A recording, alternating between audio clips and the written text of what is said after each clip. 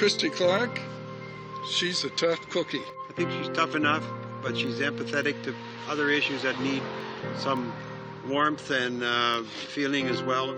I think you should ask the Premier of Alberta if she's tough.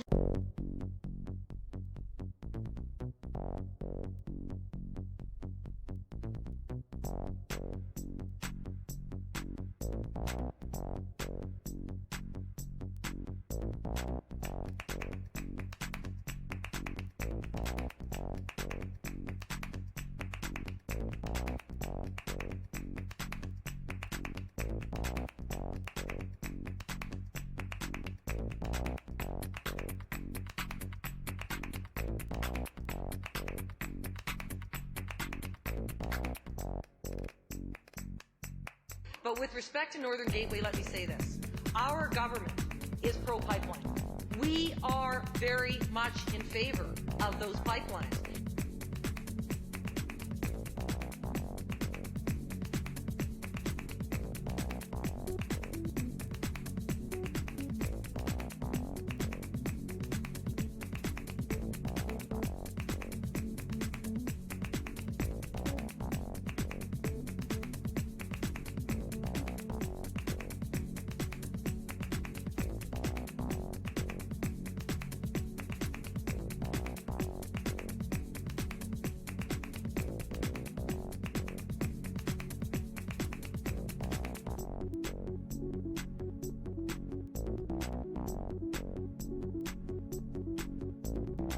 Anybody across the country thinks that this project is going to go ahead without meeting BC's 5 bottom lines as a starter, it's not happening.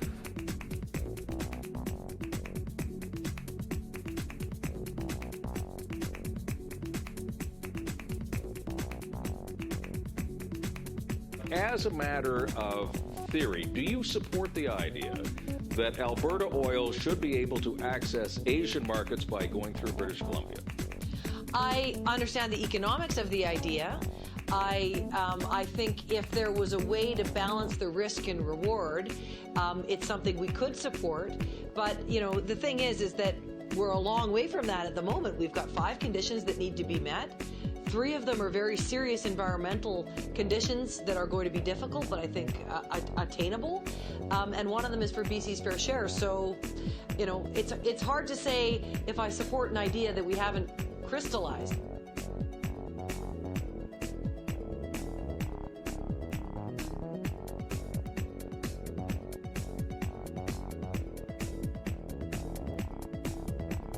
We will not share royalties, and I've seen nothing else proposed and would not be prepared to consider anything else at this time.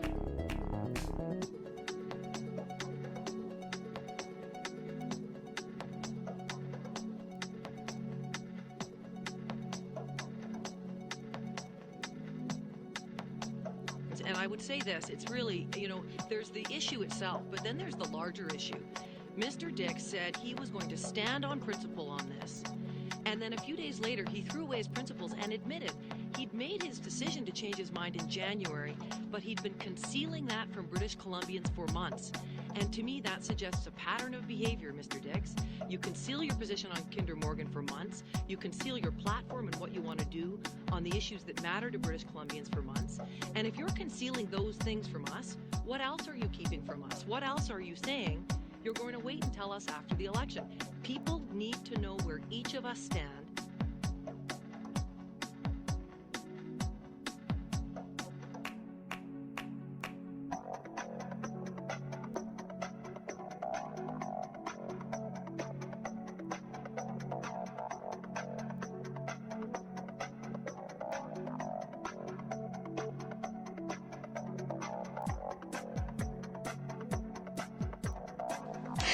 Sister.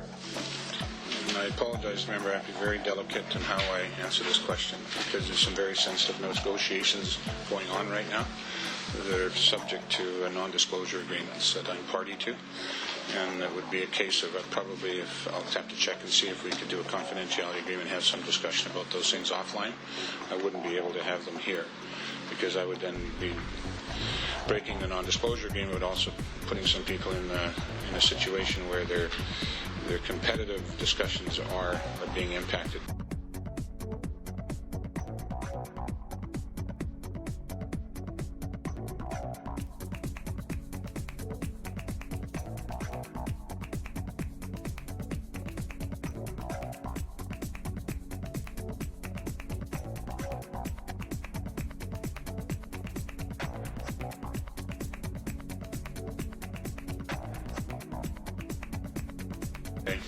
I probably have gone about as far as I can go with regards to some of the solutions that are being determined, simply because of the non-disclosure agreements and the confidentiality.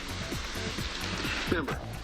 Well, thank you, Chair, and I thank the Minister, and I guess we'll now know whether the press gallery is watching our estimates or not, because I think that discussions of non-disclosure agreements are going to lead to some questions in the corridors afterwards, or maybe not. Who knows?